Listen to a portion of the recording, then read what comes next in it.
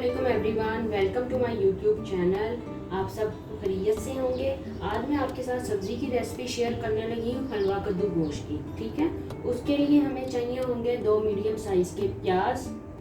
उसके साथ मैंने लिया है मटन 1 kg। उसको मैंने अच्छे से बॉईल कर लिया और उसकी यखनी अलग कर ली है, जिसको हम अपनी सब्ज़ी में इस्तेमाल करेंगे तो बहुत अच्छा टेस्ट डेवलप हो जाएगा। 2 अदद टमाटर लिए हैं, उनको ऐसे क्यूब में कट कर लिया है। उसके साथ मैंने लिया है 1.5 स्पून मिर्च का, 1.5 स्पून नमक का और हाफ ही स्पून मैंने लिया है हल्दी का। लहसुन का पेस्ट है 1 स्पून, अदरक का पेस्ट है 1 स्पून और 1 कप लिया है मैंने ऑयल का। और मेरे पास जो हलवा कद्दू है, बेसिकली जो मैं सब्ज़ी बना रही हूँ, वो है 3 kg का। सबसे पहले मैंने अपनी जो पॉट है उसको फ्लेम पे रख लिया है। इसमें मैं शामिल करने जा रही हूँ 1 कप ऑयल का।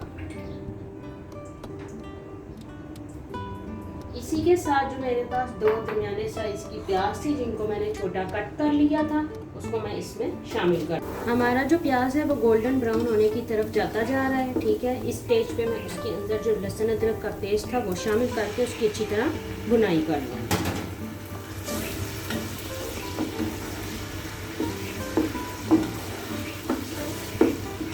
आपने प्याज को क्या करना है, सिर्फ आपने मीडियम ब्राउन करना है, उसको डार्क ब्राउनिश की तरफ लेकर नहीं जाना। इससे क्या होगा, जो भी हमारी चीज़ होगी, जो भी सालन होगा, उसमें एक बैड सी स्मेल आनी शुरू हो जाएगी, जो कि वो अच्छी नहीं लगती है। और वो प्याज ब्राउन ब्राउन सा सेपरेट ही हमारी हांडी में नज़र आना शुरू हो जाता है।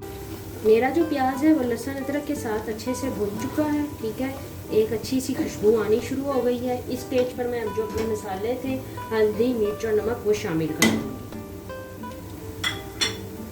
और इनकी भी अच्छे से इसके साथ भुनाई कर दूँगी।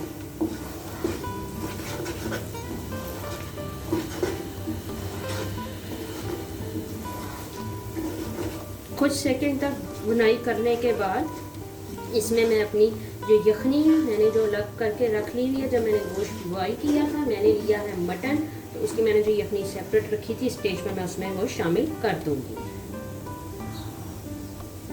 ये मैं यखनी इसमें शामिल कर रही हूँ।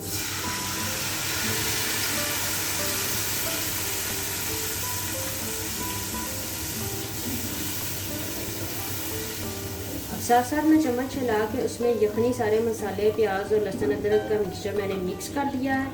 अब मैं इसमें शामिल करने जा रही हूँ हलवा कद्दू।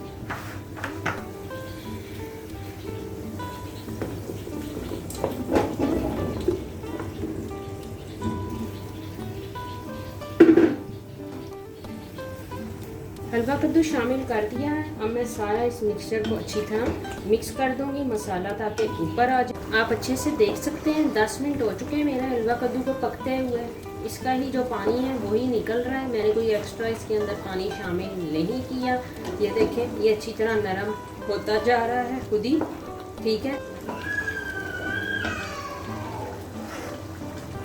ये मैं टमाटर शामिल कर रही हूँ, 2 अदद दरमियाने साइज के, जो मैंने कट करके रखे हुए थे। अब अच्छी तरह इसको मिक्स कर देंगे।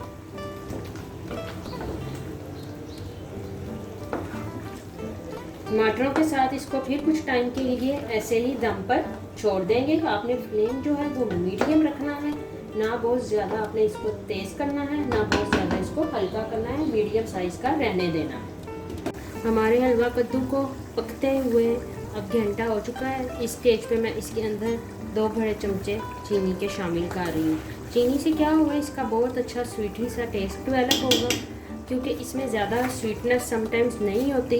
तो इससे क्या हो जाएगा कि हमारा हलवा कद्दू थोड़ा स्वीटनेस की तरफ चला जाएगा। इसके बाद मैं इसको शुगर के साथ मिक्सिंग कर दूँगी।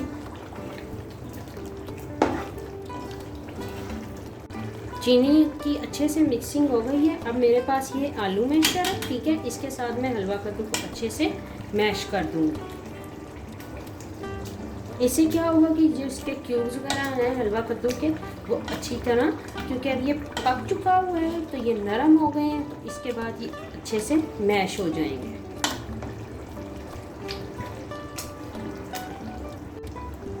अब आप देख सकते हैं कि मेरा हलवा कद्दू अच्छे से मैश हो गया है। ठीक है, अब इस स्टेज पे आके मैं इसके अंदर जो मटन बॉईल करके रखा हुआ था वो डाल दूंगी